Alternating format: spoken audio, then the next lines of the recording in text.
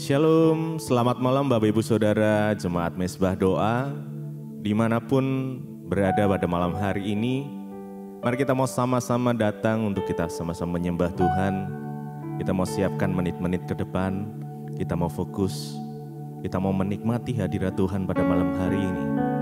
Biar hadirat Tuhan memenuhi setiap kita dimanapun kita berada. Karena saya percaya di dalam hadirat Tuhan ada kesembuhan. Di dalam hadirat Tuhan ada pemulihan. Mari kita sama-sama berdoa. Tuhan Yesus, kami bersyukur buat malam hari ini. Jikalau kami masih diberikan kesempatan untuk kami boleh datang menghadap tahta-Mu yang kudus. Terima kasih Tuhan buat anugerah kasih setia Tuhan yang sungguh nyata di dalam kehidupan setiap kami. Malam hari ini kami mau menikmati Tuhan secara pribadi. Bukan karena rutinitas, tetapi kami mau Tuhan di dalam setiap keseharian kami menikmati selalu kasih-Mu ya Tuhan. Menikmati hadirat-Mu. Karena kami percaya saat kami berada di dalam hadirat-Mu ada satu kekuatan yang baru yang Tuhan nyatakan. Terima kasih Bapa Surga.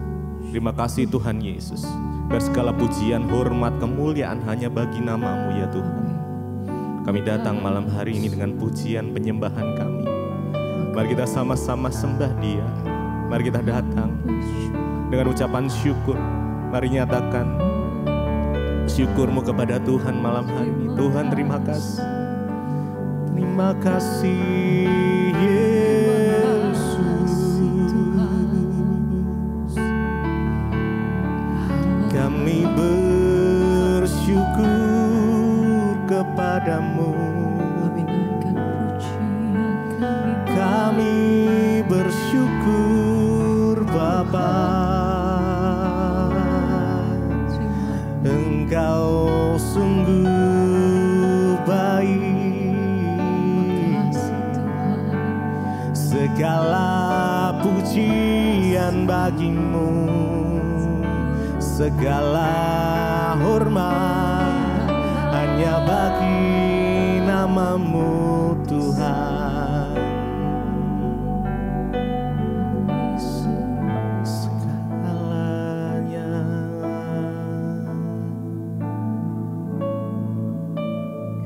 segala pujian syukur bagimu. Kau hadir dalam hidupku. Kini ku datang sujud di hadapan-Mu, memuji-Mu, menyembah-Mu, Yesus, ku menyembah-Mu. Segala pujian syukur, segala pujian syukur bagimu. Kau hadir dalam hidup kami ya Tuhan.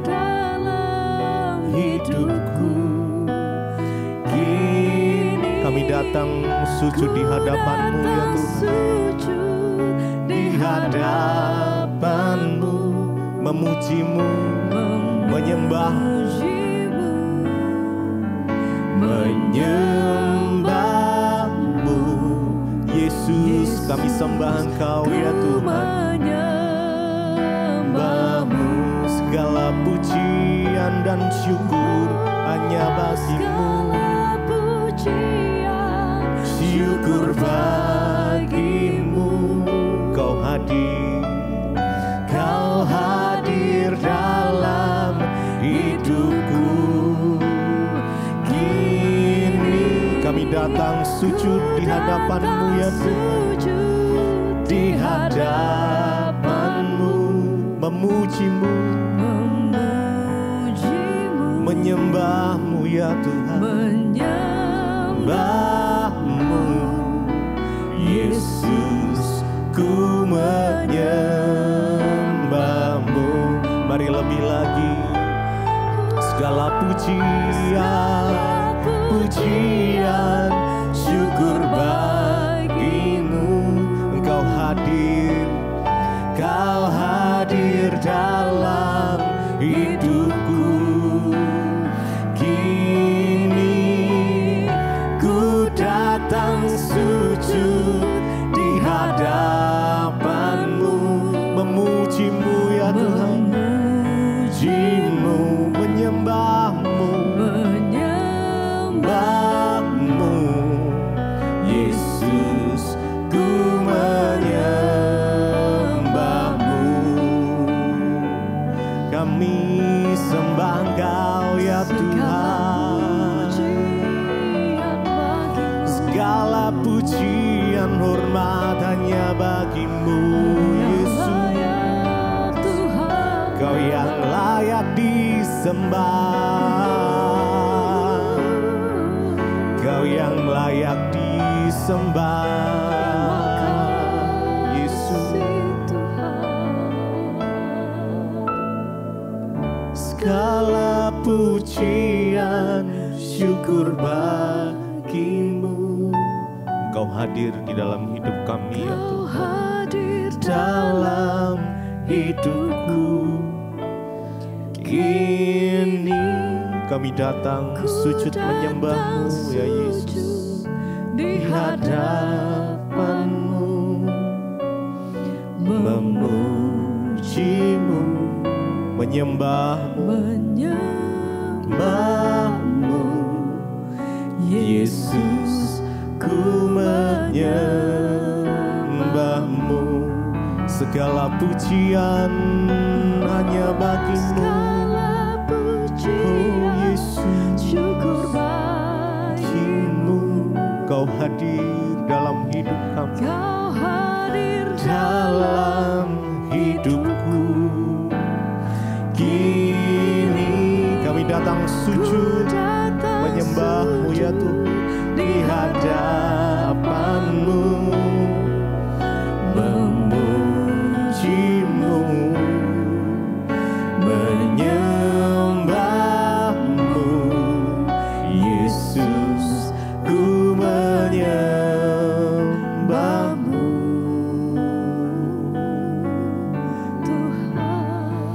Oh, kami sembah Engkau. Mari datang padanya malam hari ini. Biarlah hadirat-Mu memenuhi setiap kami ya Tuhan. Biarlah kuasa-Mu ya Tuhan Kau nyatakan atas setiap kami ya Tuhan Yesus. Oh Tuhan, kami datang menyembah-Mu, kami datang menyembah-Mu Yesus. Dengan segenap hati kami datang menyembah. Kami mau selalu bersyukur di dalam segala hal. Terima kasih. Kami mau selalu bersyukur di dalam segala kondisi kami. Terima kasih Tuhan. Ku mau selalu bersyukur, selalu bersyukur. Kau Tuhan yang setia, yang selalu menopang. Ku mau selalu bersyukur, selalu bersyukur, selalu bersyukur. Kau Bapakku yang setia, Kau Bapakku yang setia. Ku mau selalu bersyukur. Mari bersyukur pada Tuhan. Terima kasih Tuhan Yesus. Kau Tuhan yang setia, yang selalu menopang. Ku mau selalu bersyukur. Mari bersyukur. Kami mau bersyukur ya Tuhan. Kau Bapakku yang setia.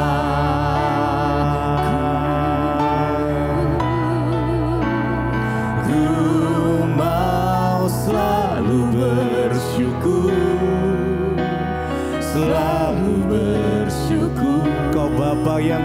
setia. Kau Tuhan yang Terima kasih ya Tuhan yang selalu menopang. Ku mau selalu bersyukur, selalu bersyukur. Engkau Bapakku yang setia, Bapakku yang setia. Mari bersyukur lebih lagi, selalu bersyukur, selalu bersyukur. Kau Tuhan yang tak pernah meninggalkan kami. Oh Yesus, yang selalu menopang. Ku mau selalu bersyukur, selalu bersyukur. Kau Bapakku yang setia.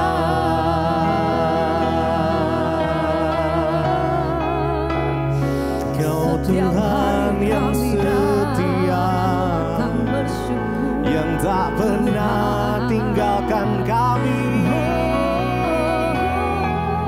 Kami mau selalu bersyukur Tuhan, di dalam segala kondisi kami mau mengucap syukur.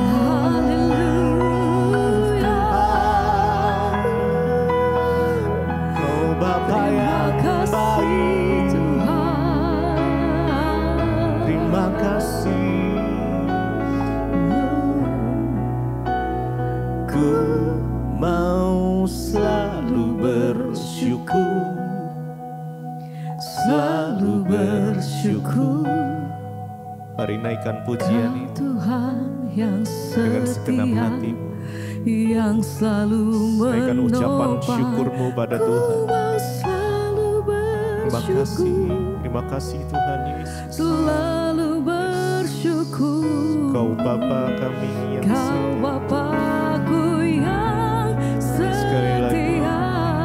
mari bersyukur, bersyukur. Mau selalu bersyukur, selalu bersyukur. Kau Tuhan yang setia, yang selalu menopang. Mari bersyukur Ku mau kepada-Nya. selalu bersyukur, Jesus.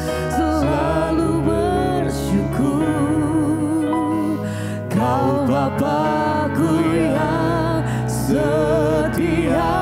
Lebih lagi bersyukur, selalu bersyukur, selalu bersyukur. Kau Tuhan yang Kau Tuhan yang setia, terima kasih Tuhan, yang selalu menopang. Ku mau selalu bersyukur, kami mau bersyukur. selalu bersyukur. Oh Yesus, Kau Bapakku yang setia. Hati kami selalu bersyukur, terima kasih Tuhan,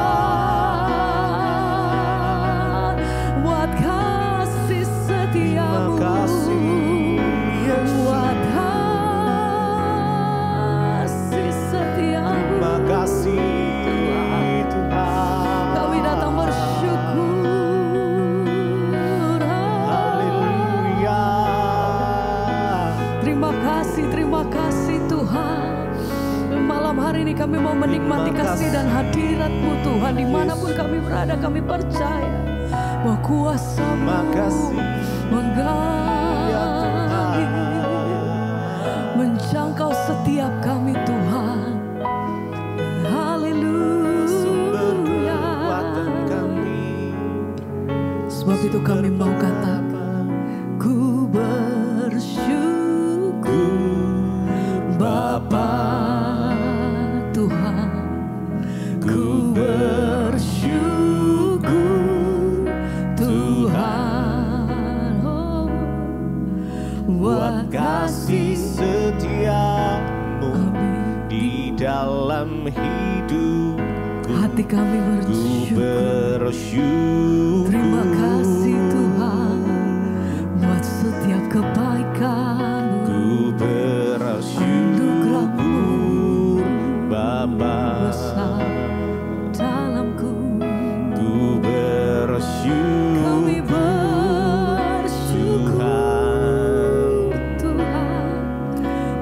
buat kasih setiamu di dalam hidupku.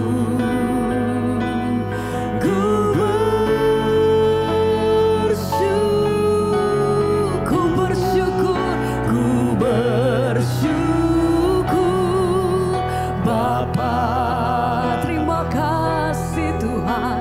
Ku bersyukur Tuhan, oh, buat kasih setiamu di dalam hidupku. Ku bersyukur.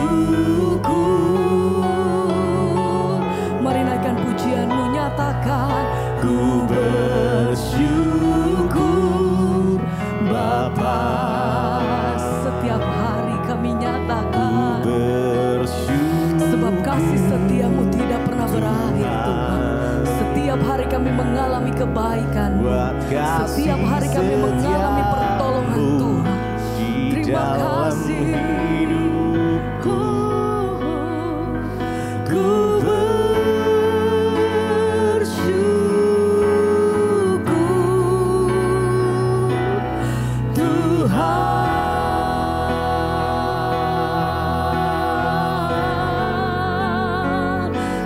pujian, hormat dan kemuliaan bagimu Bapa. Terima kasih untuk setiap kebaikan yang kami terima sepanjang hari kami. Terima kasih untuk semua yang Tuhan perbuat atas hidup kami sampai hari ini. Terima kasih Tuhan. Oh, kami bersyukur. Haleluya. Terima kasih Tuhan. Kami naikkan pujian kami sekali lagi kata, ku bersyukur Bapa. Terima kasih Tuhan. Ku bersyukur Tuhan, buat kasih setiamu, buat kasih setiamu sepanjang hidup kami Tuhan. Di dalam kami mengalami kemurahan Tuhan. Ku bersyukur. Terima kasih Bapa. Ku bersyukur Bapa. Ku bersyukur Tuhan. Amin. Buat kasih setiamu di dalam hidupku. Ku bersyukur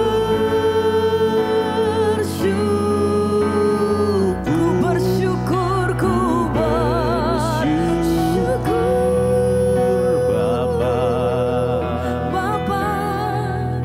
Ku bersyukur Tuhan, buat kasih setiamu di dalam hidupku. Ku bersyukur. Terima kasih Tuhan. Ku bersyukur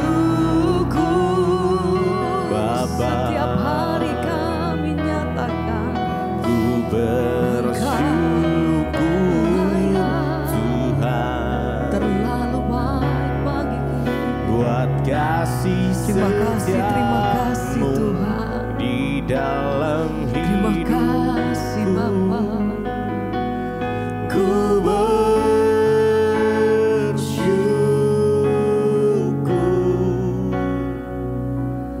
Tuhan.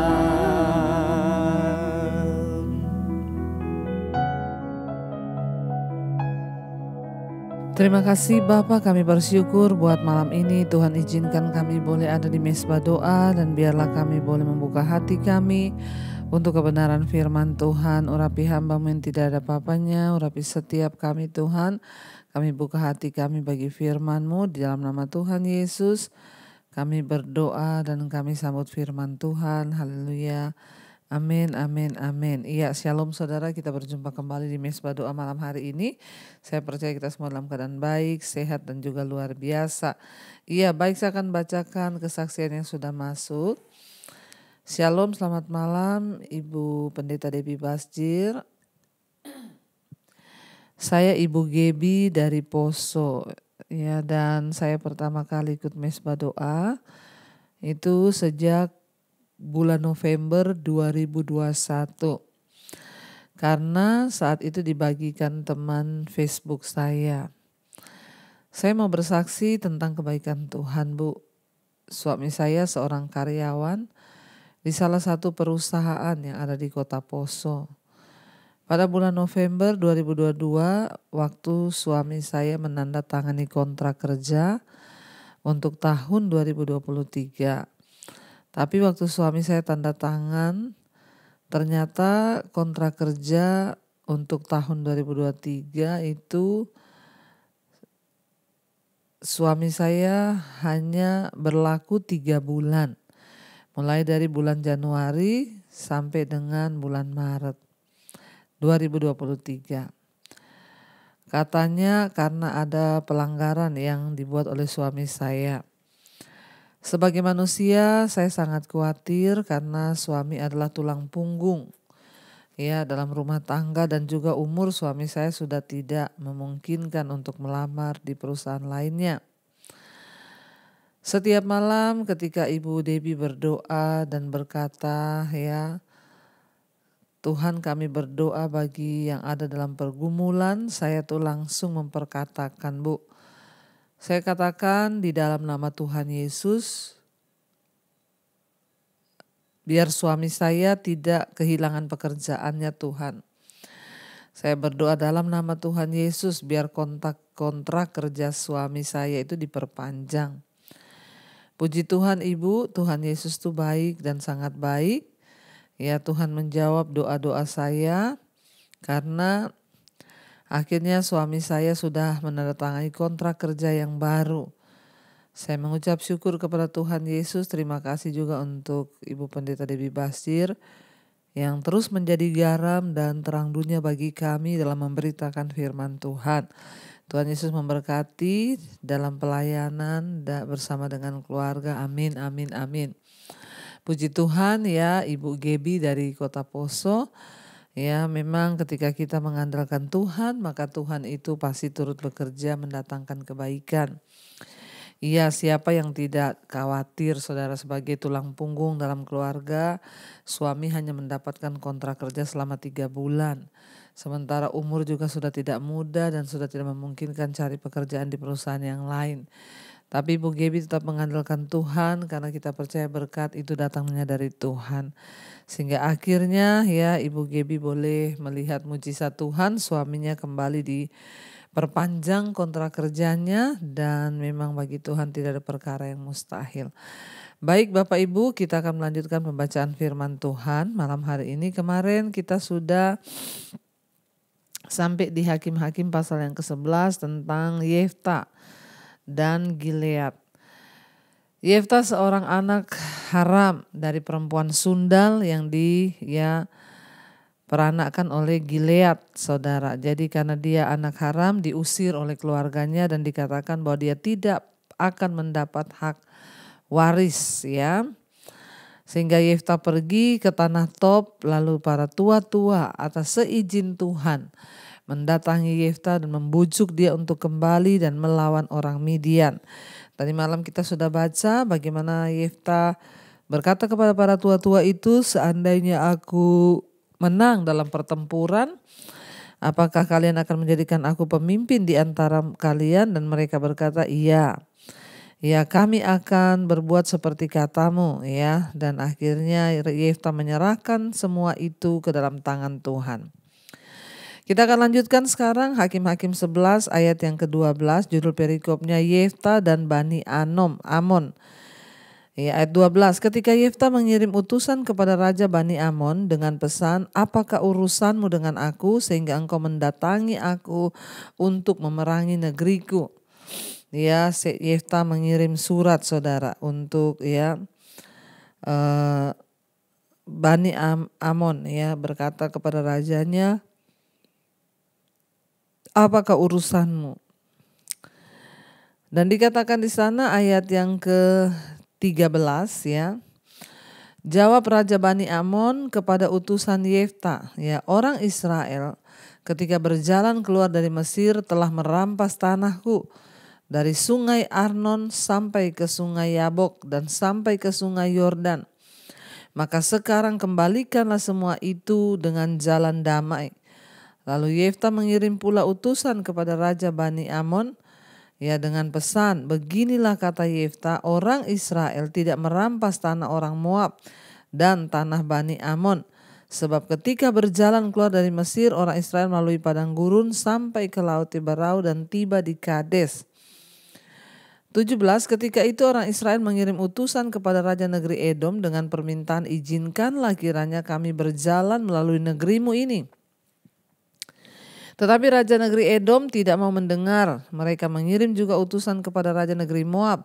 Tetapi Raja ini menolak, maka orang Israel tinggal di Kades. Saudara, kita ingat ya dulu ketika mereka sedang berjalan dari Mesir menuju padang gurun, mereka melewati negeri ini. Mereka hanya izin untuk lewat, tapi tidak diperbolehkan oleh rajanya, sehingga ya terjadilah peperangan, saudara, dan Israel menaklukkan mereka. Ya, apakah maksudnya Yefta mengulang, ya, dikatakan di sana ya ayat yang ke-14, Yefta mengirim utusan kepada raja bangsa Amon, ya, karena ingin mengetahui mengapa orang-orang Israel di negeri Gilead diserang ya oleh mereka. Sang raja menjawab bahwa Israel sudah mencuri negeri ini dan dia menginginkan negeri itu kembali, ya. Tapi Yefta mengirimkan pesan lagi kepada raja bangsa Amon, bahwa dalam pesan itu Yefta memberikan 3 argumen terhadap klaim ya sang raja. Yang pertama, Yefta berkata, pertama-tama Gilead bukan negeri sang raja karena Israel merebutnya dari orang-orang Amori, bukan bangsa Amon.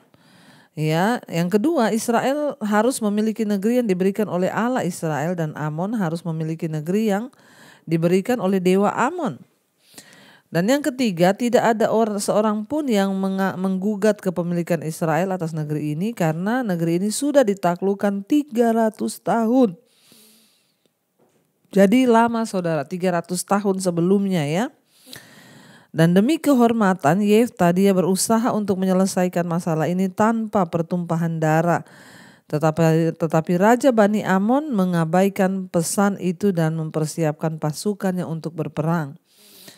Jadi kita melihat Yefta berkata, ya, dulu ketika kami lewat ya dan melewati raja negeri Edom tidak mau mendengar, mereka mengirim juga utusan kepada negeri Moab, tetapi raja ini menolak, maka orang Israel tinggal di Kades. Kemudian mereka berjalan melalui padang gurun, menempuh jalan keliling tanah Edom dan tanah Moab, lalu sampai ke sebelah timur tanah Moab, maka berkemahlah mereka di seberang sungai Arnon dengan tidak masuk ke daerah Moab, sebab sungai Arnon itulah batas daerah Moab. Ayat 19, lalu orang Israel mengirim utusan kepada Sihon, raja orang Amori, raja di Hesibon, dan orang Israel meminta kepada, izinkanlah kiranya kami berjalan melalui negerimu ini sampai ke tempat yang kami tuju. Ayat 20, tetapi Sihon tidak percaya kepada orang Israel yang hendak berjalan melalui daerahnya itu. Maka dikumpulkannya seluruh rakyatnya, ia berkemah di Yahas lalu berperang melawan orang Israel. 21, tetapi Tuhan Allah Israel yang menyerahkan Sihon, ya, dikatakan di sana, dan seluruh ya rakyatnya ke dalam tangan orang Israel, dan mereka dikalahkan hingga orang Israel menduduki negeri kepunyaan orang Amori penduduk negeri itu. 22, demikianlah dimiliki orang Israel seluruh daerah orang Amori, yaitu dari sungai Arnon sampai ke sungai Yabok dan dari padang gurun sampai ke sungai Yordan. Maka sekarang Tuhan Allah Israel telah merebut milik orang Amori, bagi Israel, umatnya. Apakah engkau hendak memiliki pula tanah mereka itu? Bukankah engkau akan memiliki apa yang diberi oleh Kamos Allahmu? Ya, dan demikianlah kami memiliki segala yang direbut bagi kami oleh Tuhan Allah kami. Ya, jadi saudara, ya, Raja Amon itu berusaha merampas negeri itu, padahal itu bukan negeri miliknya. Ya, dan dia ingin mendudukinya, meminta Israel menyerahkannya. Dan ya dikatakan di sana ayat 24, bukankah engkau akan memiliki apa yang diberi oleh Kamos Allahmu, Allah huruf kecil. Ya, Yefta mengingatkan mereka bahwa kamu itu punya Allah seperti kami juga punya Allah, Allah orang Israel. Allah orang Israel lah yang menyerahkan negeri milik pusaka untuk mereka, dan kamu ya silakan minta kepada dewamu, ya, kepada Allahmu. Demikian dikatakan oleh Yefta saudara kepada mereka. Ayat 25, lagi pula apakah engkau lebih baik dari Balak bin Sipor Raja Moab? Pernahkah ia menuntut hak kepada orang Israel atau pernahkah ia berperang melawan mereka? Ketika orang Israel diam di Hesibon dengan ya segala anak kotanya, di Aroer ya dengan segala anak kotanya dan di segala kota sepanjang kedua tepi sungai Arnon selama 300 tahun. Mengapa pada waktu itu engkau tidak melepaskan kota-kota itu?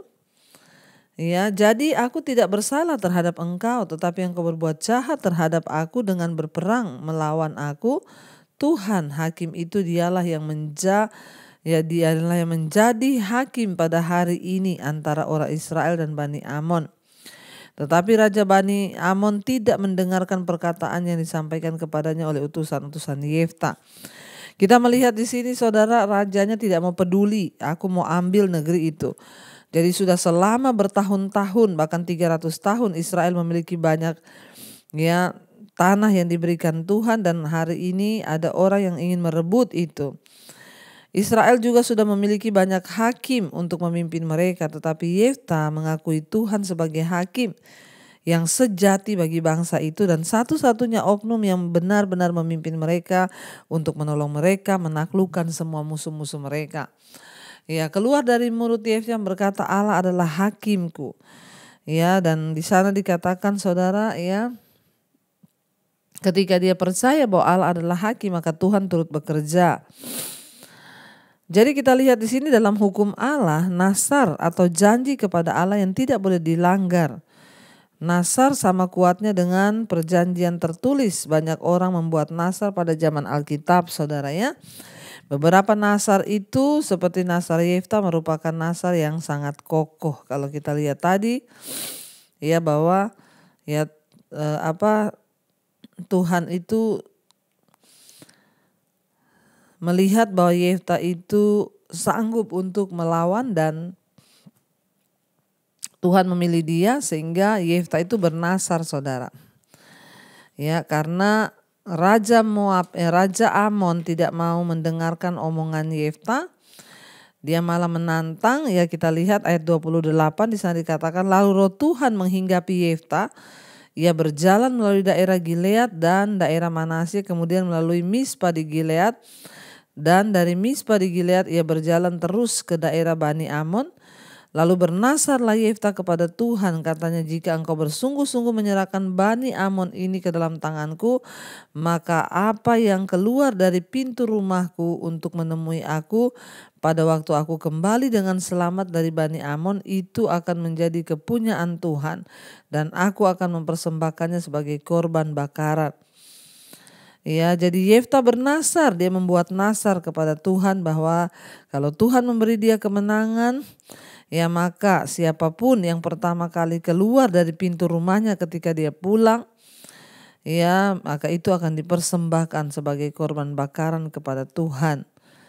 Ya, dan akhirnya saudara dikatakan di sana, ya lalu maka apa yang keluar dari pintu rumahku untuk menemui aku pada waktu dia kembali dari perang itu dan menang, maka itu akan dipersembahkan kepada Tuhan sebagai korban bakaran.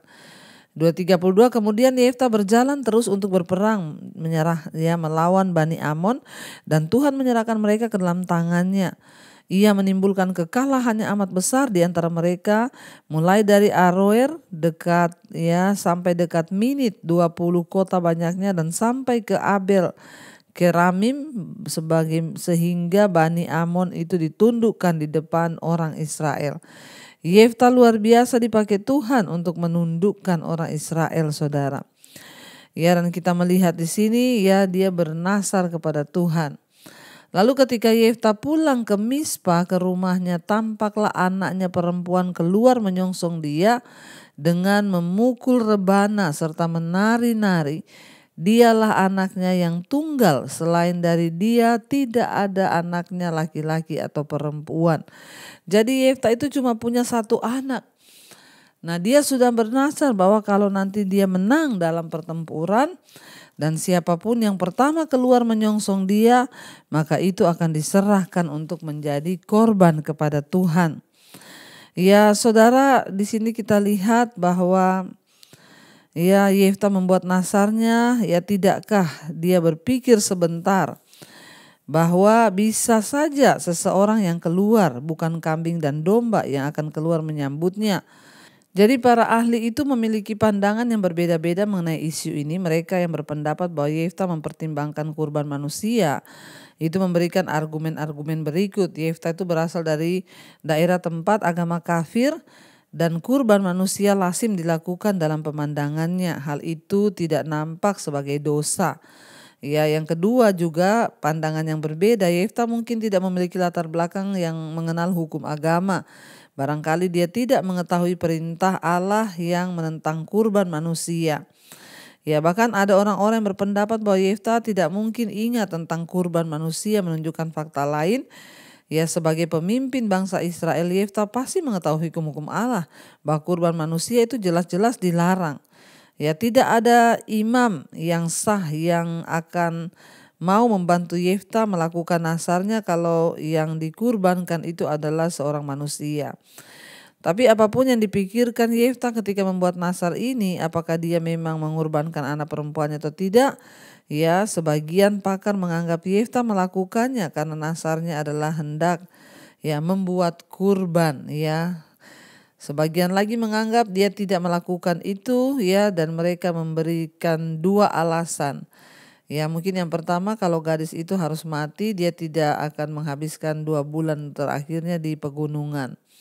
Allah tidak menghargai nasar yang didasarkan pada praktek kejahatan. Jadi di sini saudara dikatakan ketika dia kaget waktu dia pulang dari perang, ternyata yang menyongsong dia itu anak perempuan satu-satunya. Anak itu tidak pada laki-laki, cuma satu itu. Anaknya menari-nari dengan memakai rebana menyongsong dia karena kangen bapaknya pulang perang.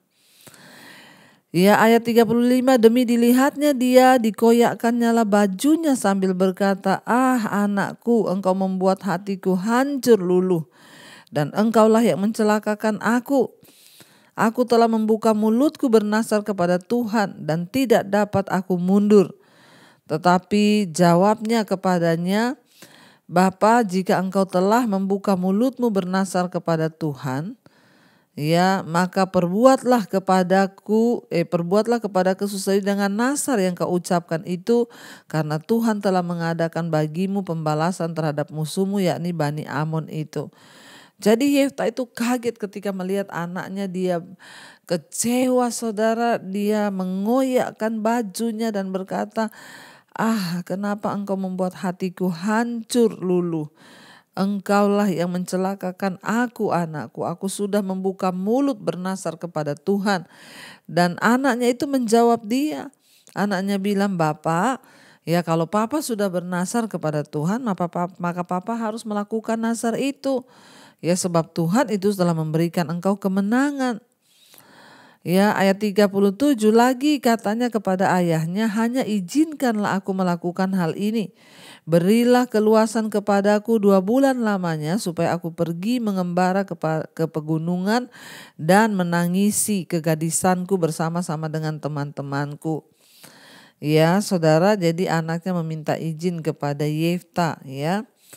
Nasar Yefta yang tanpa dipikir dulu itu menyebabkan duka yang tidak terkira baginya. Ketika terbakar emosi atau kekacauan pribadi, mudah untuk membuat janji kepada Allah. Namun janji-janji ini mungkin kedengarannya sangat rohani pada waktu kita mengucapkannya, tetapi pada akhirnya bisa mengakibatkan rasa bersalah yang dalam, bahkan frustrasi ketika kita terpaksa harus menepatinya, padahal itu sangat berat. Makanya hati-hati kalau bernasar, dipikir dulu, diingat dulu, jangan sembarangan mengucapkan di hadapan Tuhan. Oh Tuhan, kalau usaha saya berhasil, pokoknya saya mau kasih dulu. Saya juga pernah, saudara, ada orang ya datang dari luar kota, dia minta didoakan. Tolong doakan Bu, ini saya lagi ada tender proyek di Jakarta. Nanti kalau proyek itu goal, saya mau persembahkan keuntungannya 50% buat Ibu Debbie supaya dipakai untuk pelayanan. Waktu dia berkata begitu, saya langsung bilang, Pak, jangan berkata begitu loh. Hati-hati kalau Bapak berkata begitu, kalau tidak ditepati. Nggak usah Bapak berjanji begitu. Yang penting Bapak mengucap syukur sama Tuhan, Bapak hidup benar, ya terserah berkat itu Bapak mau kasih ke orang yang lebih membutuhkan, tidak apa-apa, tapi jangan bernasar. Hati-hati kalau nasar itu tidak ditepati. Dan benar saja saudara, akhirnya tender itu dimenangkan, ya jangankan 50%, Rp1 aja dia nggak kasih.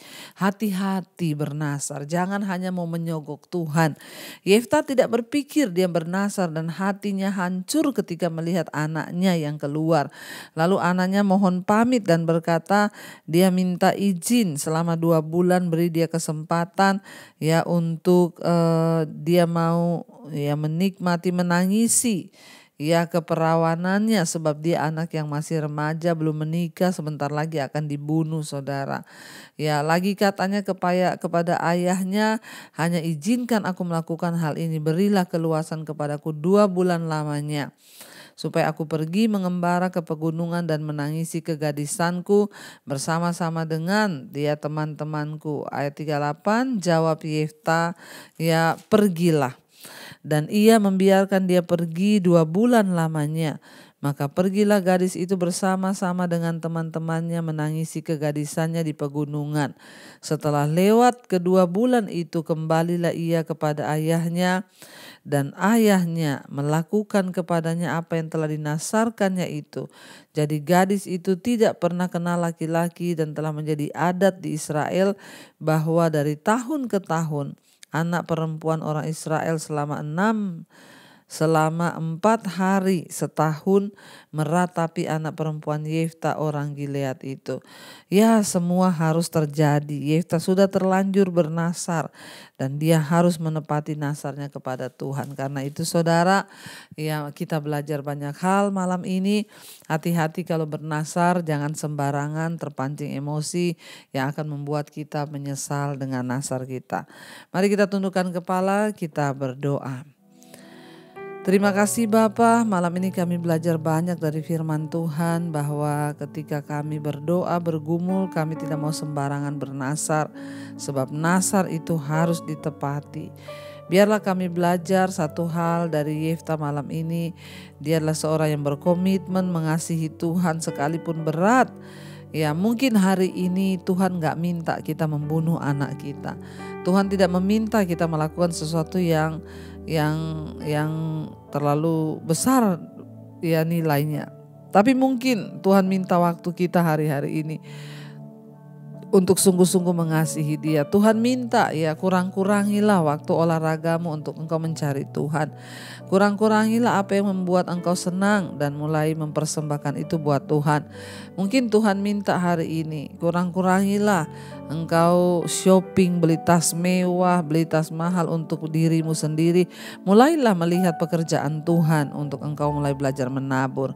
Saudara, ya apapun yang berharga kita belajar dari Yefta. Dia persembahkan yang terbaik sekalipun dengan hati yang hancur. Ya, tetapi dia akhirnya memberi dan menepati nasarnya kepada Tuhan. Karena itu hari ini mari kita sama-sama berdoa.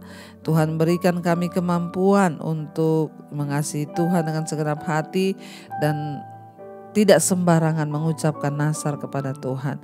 Berkati setiap anak-anak-Mu yang setia mendengarkan Mezbah Doa, biar iman kami bertumbuh, kami menjadi pelaku-pelaku firman, mengejar perkenanan Tuhan.